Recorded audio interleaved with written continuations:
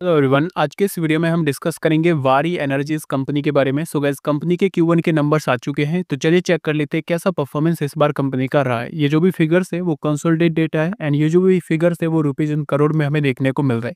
सबसे पहले हम चेक कर लेते हैं कंपनी की टोटल इनकम कि कंपनी का total revenue and other income से कितना इनकम होता है। तो यहाँ पे डेटा मैं आपको समझाऊं, ये है Q1 का डेटा, ये है Q4 का डेटा एंड ये है लास्ट ईयर Q1 का नंबर्स। तो लास्ट ईयर Q1 के रिजल्ट्स के अंदर कंपनी का रेवेन्यू था 3,496 करोड़ एंड वो इस बार बढ़ के हो जाता है 4,597 करोड़। मतलब ईयर ऑन ईयर के अकॉर्डिंग कंपनी का रेवेन्यू 1100 करोड़ तक बढ़ जाता है। परसेंटेज की अगर मैं बात करूं तो तकरीबन हमें 30% तक की ग्रोथ देखने को मिल जाती है, जो कि हमारे लिए अच्छी बात है। क्वार्टर ऑन क्वार्टर की बात की जाए तो हमें ये देखने को मिलेगा 4,140 करोड़ का कंपनी का रेवेन्यू था, वो भी बढ़ के यहाँ पर हमें 4,597 करोड़ होते हुए नजर आ जाता है। यहाँ पे भी हमें ग्रोथ देखने को मिली, जो कि ऑलमोस्ट कंपनी का रेवेन्यू 450 करोड़ इंक्रीज हो जाता है, 10% के आसपास। यहाँ पे भी हमें अच्छी खासी ग्रोथ देखने को मिली। साथ ही साथ अगर मैं एक्सपेंस की बात करूं, 2,965 करोड़ का एक्सपेंस था। लास्ट क्वार्टर 3,291 करोड़ एंड इस क्वार्टर में 3,653 करोड़। तो कंपनी के रेवेन्यू के साथ साथ कंपनी की जो एक्सपेंस है वो भी हमें इंक्रीज होते हुए नजर आए हैं। साथ ही साथ अगर बात की जाए कंपनी के नेट प्रॉफिट्स की, तो प्रॉफिट्स इस बार हमें अच्छे होते हुए नजर आए हैं, जैसे कि आप यहाँ पे चेक कर सकते हो। ईयर ऑन ईयर के अकॉर्डिंग जो 400 करोड़ का कंपनी का प्रॉफिट था वो बढ़ के हो चुका है 772 करोड़। मतलब ईयर ऑन ईयर के अकॉर्डिंग कंपनी का प्रॉफिट 80% तक ग्रो हमें होते हुए नजर आ चुका है, जो कि हमारे लिए बहुत ही अच्छी बात है।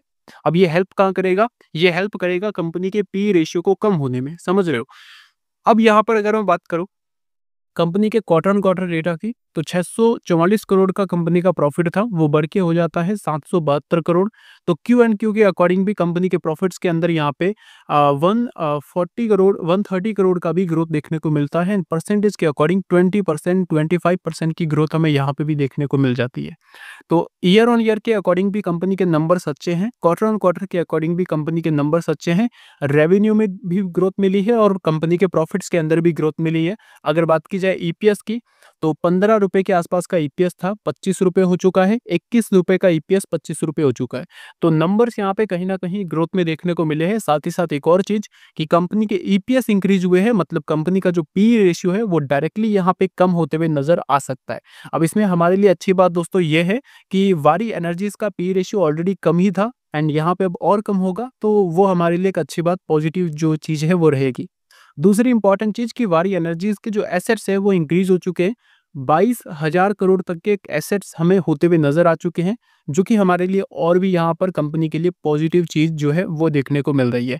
अब देखिए सबसे इंपॉर्टेंट चीज़ कि नंबर्स तो हमें अच्छे देखने को मिले हैं, हो सकता है कल मूव आ जाए या फिर गिर भी जाए।